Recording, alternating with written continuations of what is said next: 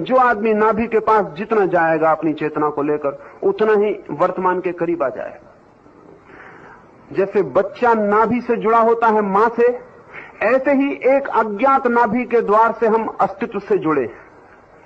नाभि ही द्वार है। जैसे हम मां से जुड़े होते हैं इस भौतिक शरीर से, ऐसे ही इस बड़े जगत, इस बड़े अस्तित्व से, इस प्रकृति या अस्तित्व के गर्भ से भी हम नाभि से ही जुड़े होते हैं।